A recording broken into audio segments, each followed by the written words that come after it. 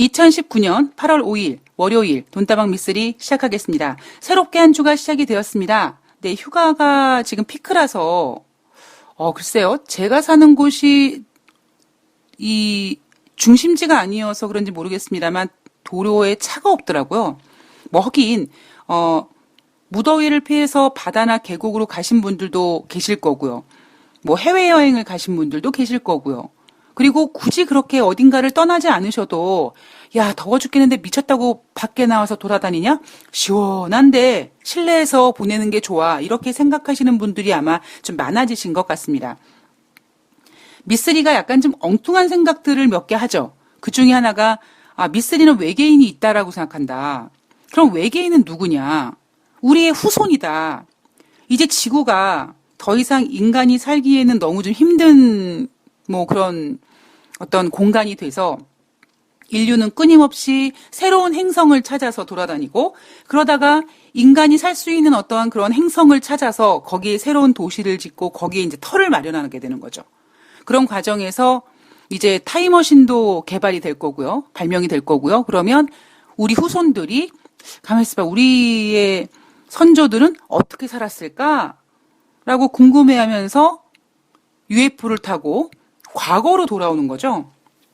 저는 외계인은 있는데 왜 그러면 사람들 앞에 안 나타나느냐. 몰래 와서 봐야 되니까. 예, 조상들이니까 혹시 어떤 역사의 그 어떤 왜곡을 만들어내지 않기 위해서 일명 그 우리 후손들이 UFO를 타고 이렇게 오는 그 관광 상품에는 이러한 그 규칙이 있는 거죠. 절대로 나돌아다니지 마십시오. 그래서 우리 조상들한테 이렇게 발견되시면 안 됩니다. 뭐 이런 어떤 규칙사항도 있지 않을까. 뭐 그러면서 제가 이제 제시했던 게 뭐 미세먼지, 그리고 자외선, 그리고 또 뭐가 있었죠? 그리고 공기청정. 이거를 한꺼번에 해결할 수 있는 것이 헬멧이다. 그래서 우리가 외계인을 봤다라고 하는 사람들이 만들어내는 그러한 이미지가 바로 외계인들은 헬멧을 쓰고 있지 않겠습니까? 그래서 우리가 예전에 그 스마트폰이 처음 개발됐을 때 그 구글 안경, 예, 눈을 뭐 이렇게 뭐 이 안경을 통해서 그 스마트폰 기능이 있는 그거 상당히 각광받을 것처럼 됐었었는데 잘 안 됐죠. 어쨌든 지금까지는요.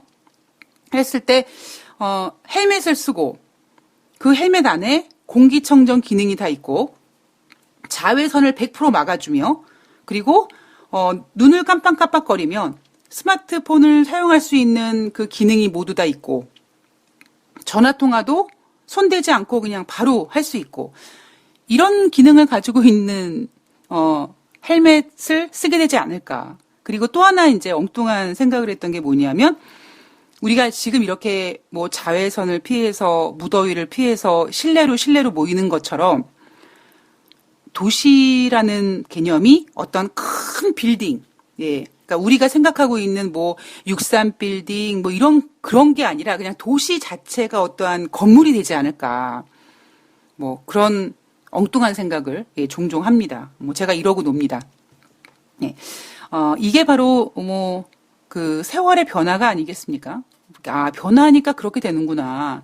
우리가 10여 년 전에 스마트폰이라는 거를 생각도 못했고 스마트폰을 처음 샀을 때 도대체 이게 뭐에 쓰는 물건인고 이게 진짜 뭐 이걸로 은행 업무가 가능하단 말이야? 뭐 이런 것부터 시작해서 아니 어떻게 버튼을 꾹꾹 누르지 않고 이렇게 살짝 터치만 했는데 화면이 바뀔 수 있지? 이것도 되게 신기했고요. 또 우리 국민들이 한 가지 또 신기했던 게 있죠. 신용카드. 아니 내가 지금 돈이 없는데 요 손바닥 반만한 카드 가지고 내가 비싼 물건을 사도 나한테 팔아준단 말이야? 뭐 이런 거 되게 신기했습니다. 예, 그만큼 아마 그런 것들이 세월의 변화가 아닌가 싶은데요. 요즘 TV에서요. 글쎄요. 요즘 분들은 모르실 수 있는데요. 리차드 딘 앤더슨 하면 떠오르는 그게 있죠. 예, 리차드 딘 앤더슨. 그러니까 사람들이 리차드 딘 앤더슨이라는 이름보다는 맥가이버라는 이름을 예, 더 많이 기억하고 있는데, 제 어렸을 때 제가 이제는 뭐 2차 성징을 이제 해가면서 가장 눈에 강력하게 띄었던 남자가 바로 리차드 앤더슨이었고요. 그때부터 그 맥가이버가 저 이상형이었습니다. 약간 지적이고, 예, 뭐 샤프하고, 그리고 이제 그러다 보니까 제가 이제 한때는 남자 얼굴 뜯어먹으려고 했던 적도 있긴 했었었거든요. 물론 지금은 아니지만, 예. 이게 정말 저는 어렸을 때 맥가이버를 너무너무 좋아했었거든요. 근데, 이제 제가 성장하면서, 예, 제가 맥가이버도 되게 좋아했고요. 그 다음에 레밍턴 스틸이라는 그런 미드를 통해서, 갑자기 그 배우가 생각이 안 나네요. 하여튼, 예, 약간 그런 샤프한 스타일을 되게 좋아했습니다. 피어스넌 브로슨인가요? 예, 하여튼, 맥가이버, 그 다음에 레밍턴 스틸에 나오는 그 남자, 그리고 마술사로는 데이비드 커퍼필드. 약간 그런 이미지들을 상당히 좋아했었습니다. 예. 아마 여러분들께서 딱 보시면, 아이고, 저 가시나도 저거 남자 얼굴 뜯어먹었겠구나라는 생각이 드셨을 텐데, 그렇게 이제, 맥가이버라는 그 드라마는 저에게 이상형이라는 이미지를 남겨주고, 저는 이제 성장하고 잊어버렸었죠. 그러다가 요즘 TV에서 그 맥가이버 시리즈를 다시 해주더라고요. 처음에는 TV를, 채널을 돌리면서, 그냥 안 봤어요. 안 보다가, 주말에 한번 볼까? 그러고 이제, 봤는데, 아이고, 다시 또 이렇게 새록새록, 그, 리차드 딘 앤더슨의 그 어떤 그 모습을 보면서 그냥 심장이 콩당콩당 뛰는 그런 경험을 했는데, 과연 지금 그러면 리차드 딘 앤더슨이 어떻게 변했을까? 나이가 몇 살이었을까? 살아있을까? 이런 게 궁금해지더라고요. 사실, 우리 어렸을 때 맥가이버 그 드라마가 한참 인기를 끌고 그리고 맥가이버가 더 이상 하지 않았을 때 우리들 사이에선 어떤 그 루머가 돌았냐면 리처드 딘 앤더슨의 와이프가 사망했고 그리고 리처드 딘 앤더슨도 죽었다 이런 루머가 돌았었거든요. 그래서 검색 어창에 맥가이버를 검색하고 그다음에 그 리처드 딘 앤더슨을 쭉 검색했더니 와, 최근 그 파파라치인가 그렇게 찍힌 모습을 보니까요. 예전 모습이 전혀 없더라고요. 예전에 그 샤프했던 그런 모습보다는 이제 뚱뚱한 정말 미국 할아버지 같은 마치 그 KFC 그 치킨집 앞에 서 있는 그런 그 할아버지 같은 느낌, 그런 느낌으로 늙어가고 계시더라고요. 예. 제가 고등학교 다닐 때요. 저보다 17년 차이가 있는 국어 선생님을 짝사랑한 적이 있습니다. 예. 저는 진짜, 그 선생님과 결혼할 생각까지 했었어요, 결혼할 생각이라기보다 기회가 닿으면 어떻게 한번 해봐야지라는 생각을 계속 했었었는데, 제가 그 선생님을 너무 좋아해서, 이제 다른 선생님들한테도, 유명했습니다. 제가 국어 선생님을 좋아한다라는 거를요. 그래서, 다른 선생님들께서도 장난을 저에게 쳐주시고 그랬는데, 지금 생각해보면, 17년 차이면은 5, 8년 개띠거든요? 예, 5, 8년 개띠인데, 제가 여러분들께 말씀드렸나요? 이 세상이 얼마나 좁으냐면, 제가 예전에 다니던 증권사에서 지점을 옮겼는데요. 그 지점장님이 이제 제가 그 지점으로 발령받고, 그 지점장님과 이제 면담을 하는데, 갑자기 그 지점장님 입에서 제가 짝사랑했던, 제가 제 남편으로 만들고 싶었던 그 국어 선생님의 이름이 나오더라고요. 그래서 깜짝 놀랐죠. 그랬더니 알고 봤더니 제 지점장님과 그 국어 선생님과 고등학교 동창이셨더라고요. 두 분이 친구시더라고요.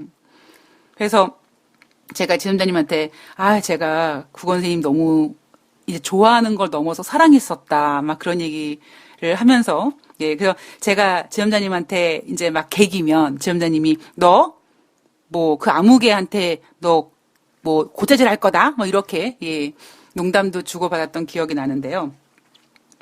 그렇습니다. 예. 저는 그래서 이게 리차드 앤더슨도 맥가이버도 마찬가지지만 여러분 그런 거 한번 생각해 보신 적 있습니까? 만약에 여러분들이 물론 첫사랑과 결혼하신 분들도 계시지만 그렇지 않으신 분들은 만약에 지금 첫사랑을 눈앞에서 대면하게 된다면 어떤 기분이실까요? 상대방이, 왜냐면 우리들의 추억 속에는 그 첫사랑의 이미지가 그냥 그 첫사랑의 그 멋있는 이미지로만 남겨 있지 않습니까? 근데 눈앞에 딱 닥쳤는데, 눈앞에 딱 대면해 있는데, 뭐라 그럴까요? 많이 변해 있다. 그래서 어떤 분들은 이렇게 첫사랑을 이렇게 연결해서 알 수 있지만 일부러 찾지 않는 분들도 계시다고 하더라고요. 예. 그래서 저는 그 국어 선생님이 지금 어떤 모습이 되셨을지 별로 그렇게 보고 싶지가 않더라고요. 그냥 제 마음속에 저장하는 걸로 그런 일이 있었습니다. 오랜만에 주말에 맥가이버를 보고 설레는 마음에 참 오랜만에 내가 아직까지 심장이 살아있구나 이런 생각 그런 생각을 했던 주말이었습니다. 자, 여러분들 주말 잘 보내셨는지요? 이번 주 이제 새롭게 한 주가 시작이 되었는데요. 이제 오늘 방송은 오늘부터 이제 8월 9일까지, 8월 9일까지 한 주 동안 우리 투자자분들은 어떤 것들을 체크를 해야 되고 시장에서는 무엇을 바라보고 있으며 그리고 주말 동안에 또 어떤 이야기들이 나왔는지 하나씩 꼼꼼히 좀 체크를 해볼 텐데요. 이번 주에 우리나라에는 8월 8일 옵션 만기일이라는 이벤트가 있습니다. 물론 저는 그렇게 중요하지 않습니다. 자, 하나씩 좀 보도록 하겠습니다. 그리고 제가 이제 어제 그 현금 투자자들이 그러니까 현금이 있는 투자자들이 선택할 수 있는 시나리오를 유료 방송으로 올려드렸는데요. 그러니까 경제 공부를 하시는 분들은 굳이 그 방송을 듣지 않으셔도 되고요. 주식 매매하시는 분들, 현금이 좀 있는데, 과연 지금 들어가야 되는지, 들어가면 어떻게 들어가야 되는지, 그런 부분이 궁금하신 분들은, 들으시면 좀 도움이 되실 것 같습니다. 자, 주말 동안 나온 글로벌 뉴스를 좀 보면은요, 제가 3가지 정도만 체크를 해 왔는데, 우선 첫 번째, 10월 4일 날, 무슨 날입니까? 10월 4일 무슨 날이지? 가만히 있어봐. 10월 4일, 이렇게 고민하시면 안 되고요. 10월 4일은 IMF에서 이제 라가르드 총재를 22 중앙은행 총재로 떠나보내고 새로운 IMF 총재를 선임하는 날입니다. 그리고 지금 현재 비유럽 국가인 나라에서 한 2명 정도가 IMF 후보로 지금 지명되고 있죠. 남아프리카 공화국의 중앙은행장이라든가 그렇게 한 2명 정도가 비유럽권의 차기 IMF 총재가 지금 후보에 올라와 있고, 유럽 쪽에서는 단일 후보를 내세워서 한꺼번에 밀어주자. 그동안 IMF에서 11명의 총재가 나왔는데 모두 유럽권 출신입니다. 최근에 독일이 어렵고 영국이 브렉시트를 하고 이탈리아, 그리스 경제가 개판 5분 전이고 그래서 우리 유럽의 위상이 좀 떨어지고 있지만 그럼에도 불구하고 IMF 총재 자리는 결코 비유럽권에 뺏기면 안 된다. 이런 어떠한 위기의식을 느낀 유럽권 국가들이 단일 후보를 내놓아서 전폭적으로 밀어주자라고 했습니다. 그 결과가 나왔습니다. 유럽의 단일 후보가 누가 됐냐면 불가리아 출신의 게오르기에바 세계은행 CEO가 단일 후보로 투표를 통해서 결정됐습니다. 12시간이 넘는 논의가 진행이 됐고요. 2차례 표결이 진행이 됐습니다. 자, 이 사람은 이제 단순히 유럽 단일 후보뿐만 아니라 이대로라면 10월 달에 IMF 총재로 진짜 결정될 가능성이 높습니다. 왜냐하면 그동안의 IMF 총재를 항상 유럽에서 배출을 했고요.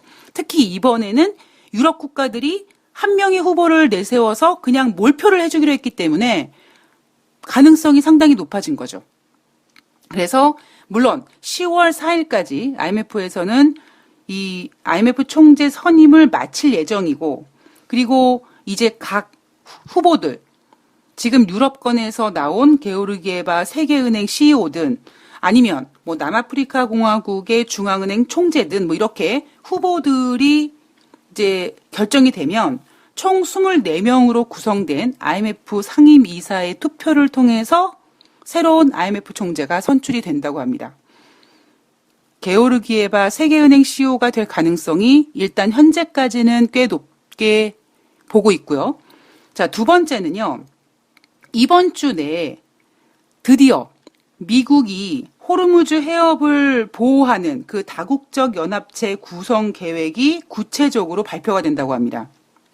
이거는 언론 보도를 통해서 나온 게 아니라요. 미국 국방부 장관이 직접 발표를 한 내용인데요. 호르무즈 해협 호위 연합체에 30개국 이상이 참여할 것이다. 기자들이 물었습니다. 어느 국가가 참여됩니까? 라는 질문에 그거는 시간이 알려줄 것이다 라고 했습니다.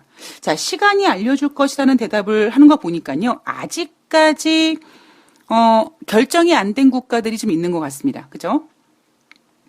자, 또한 단순히 그 호르무즈 해협 일대를 호위하는데 병력으로만 이렇게 참여를 해야 되냐? 그건 아니라는 거죠.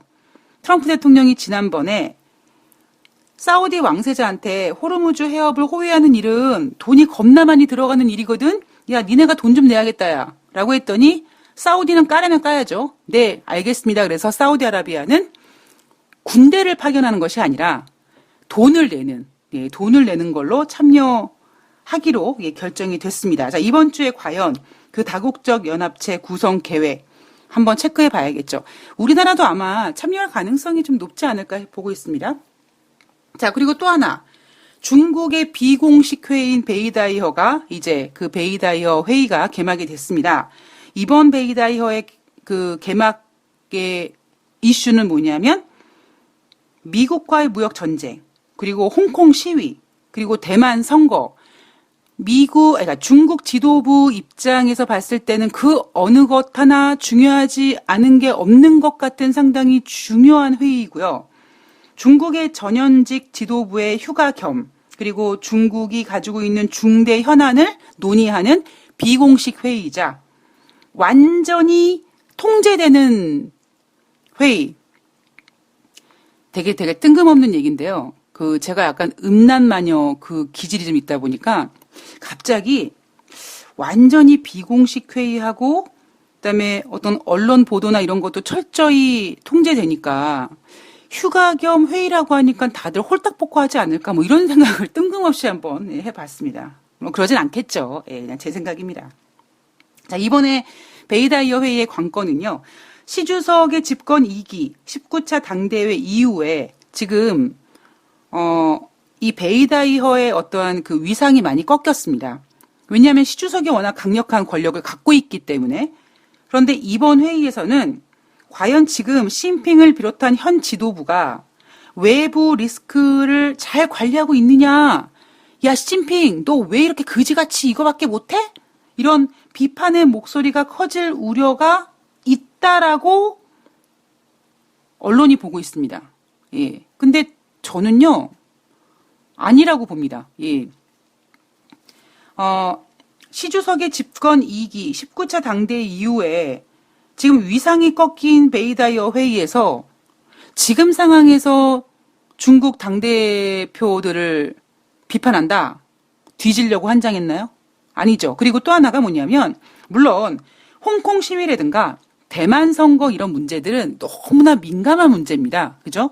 이게 어찌 보면은 진짜 미국이랑도 계속 연결되어 있는 문제이기도 하고요. 그리고 이게 하루 이틀의 문제가 아니라 그동안 계속 풀지 않은 숙제가 시간을 이렇게 끌면서 계속 이제 풀어야 될 숙제로 지금 이렇게 변질되어 오다 보니까 어떤 그 중요성이라든가 위기감 같은 건 커지긴 합니다만 중국 입장에서는 이런 생각을 해야죠. 지금 이미 미국 언론에서조차도 야, 중국이 시간 끌기 하고 있다. 뭐 이런 얘기 나올 정도면 미국 언론에서 그렇게 얘기 나오고 그리고 트럼프 대통령이 뭐 중국이 내가 대통령이 안 됐으면 좋겠다 이런 식으로 지금 막 흥분하고 이런 거는요. 결국 미국이 지금 뭔가 풀리지 않는 문제를 가지고 힘들어하고 있기 때문이거든요. 그러면 시진핑 주석은 어찌 보면 그러니까 시진핑 주석을 비롯한 당대표들은요. 지금 굉장히 전략을 잘 진행하고 있는 겁니다. 물론 그 전략을 진행하기 위해서 결국 그 얘기는 미국과 중국의 무역 분쟁으로 인해서 중국 경제가 꺾이고 증시가 막 폭락하고 이런 것들을 막기 위해서 돈을 풀면서 어쩔 수 없이 이 위기를 버티고 있고요. 그리고 그 부분은 분명히 미쓰리가 우려하는 부분이지만 운명론자인 미쓰리는요. 어쩔 수가 없는 거예요. 그냥 중국은 저렇게 계속 돈 풀어서 일단은 미국과의 어떤 무역 분쟁을 시간 끌기로 버텨내는 거, 예, 뭐 결과가 어찌 됐던 간에 그리고 뭔 문제가 어떻게 터질지 모르겠습니다만 중국의 금융위기는 일어날 수밖에 없는 거거든요. 중국의 금융위기는 일어날 수밖에 없는 숙명적인 운명을 타고 태어났는데 지금 그 상황에서 돈을 더 푸는 것은 미쓰리가 걱정하는 바는 좀 시기를 앞당기는 게 아닌가 그런 우려감이 있는 거죠. 뭐 그러나 그건 미쓰리의 걱정인 거고 중국 당국 입장에서는 지금 1년 전만 하더라도 많은 전문가들이 미국과 중국의 무역 분쟁이 처음 일어났을 때, 야, 사이즈가 안 되는데 어떻게 중국이 미국을 이기냐? 저거 금방 끝날 거야. 그래서 국내 증권사들도 미국과 중국의 무역 분쟁이 그렇게 오래 지속될 거라고 생각하지 않았거든요. 미쓰리만 생각이 달랐죠. 그리고 미쓰리는 중국 애들을 모르고 하는 일이다라고 했죠. 중국 애들을 모르고 그런 전망을 하는 것이다 라는 말씀을 드렸습니다. 근데 지금 와서 보면 중국은 자기네 스타일대로 지금 시간을 막 끌고 있어요. 그리고 어찌 보면 미국을 곤란하게 만들고 있어요. 미국을 곤란하게 만드는 게 아니라 트럼프를 곤란하게 만드는 거죠. 그래서 베이다이허 회의에서 뭐 중국의 지도부에 대한 뭐 비판의 목소리? 뒤지려고 한장했나요? 그러진 않을 겁니다. 예. 오히려 더 응원해주겠죠. 예, 더 응원해주고 뭐 대만 선거라든가 홍콩 시위 같은 거에 어떠한 그 마무리가 아니라 그 문제 해결을 위해서 중국 정부의 힘을 더 실어줘야 될 가능성이 높습니다. 그러니까 제가 그랬잖아요. 지금 각 나라의 지도부들은 마치 스탈린이라든가 히틀러 이런 식의 독재자 컨셉입니다. 그리고 2010년도 유럽발 금융위기가 발발했을 때 유럽발 금융위기가 발발하기 한 6개월쯤 전에 저에게 그 정보를 준 월가의 투자 전략가 그 오빠가 야, 지금 유럽은 스탈린이나 히틀러 같은 애들이 나오지 않을까? 라고 생각이 들 정도로 혼란스럽다. 즉, 그 얘기는 뭐냐면 어떤 문제가 발생돼서 막 혼란스러울 때는요, 아주 강한 어떤 권력이 필요합니다. 그래서 그걸 교통정리해줘야 되거든요. 그럼 지금 중국 입장에서는 미국과 중국과의 무역 분쟁이 진행되고 있는데 중국 정부를 비판한다.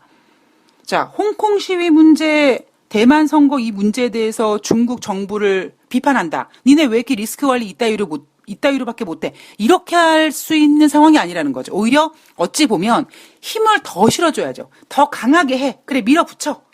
잘하고 있어. 이렇게 해야지만 문제가 풀릴 거라는 걸 아는 거죠. 제가 이렇게 나오는 뉴스들을 쫙 보면서 드는 생각은 사람들이 이렇게 착하게 생각을 하는 건지, 그러니까 착해서 이런 생각을 하는 건지 자기들이 진짜 생각하고 있는 것과 투자자들 혹은 뭐 이런 그 내용들을 보려고 하는 사람들에게 진짜 본심을 알려주고 싶지 않아서 그런 건지 모르겠습니다만, 예, 여하튼, 예. 저는 증시를 보거나 경제를 보거나 너무 착하게만 보는 것 같아요, 사람들이. 근데 그게 아니잖아요. 그죠? 우리가 착하기만 하면 얼마나 행복하겠습니까? 그런데 그런 세상이 아니니까 문제겠죠.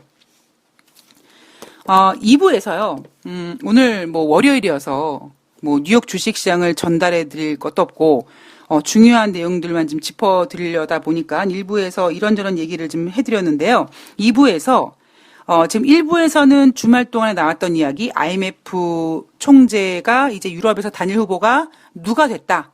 그리고 중국의 베이다이허 회의가 개막이 됐다. 그리고 호르무즈 해협의 그 병력 30개국의 누군지 그 결정이 이번 주에 나온다. 그런 내용들 전해드렸고요. 2부에서는 시장에 대한 이야기를 좀 해보도록 하겠습니다. 과연 지난주에 크게 증시가 하락했는데, 그리고 지난주 말에 금요일에 미국 고용지표가 부진했는데, 우리나라 2000포인트 이탈했는데, 과연 전문가들이 주말을 보내고 이제 이성을 잡고 어떻게 전망을 하는지 거기에 대한 이야기부터 시작을 해보도록 하겠습니다. 여러분들 시장이 힘들어도 좋아요, 구독하기, 댓글 갈기는 안 되죠. 예, 댓글을 달기를 꼭 해주셔야 됩니다. 2부에서 뵐게요.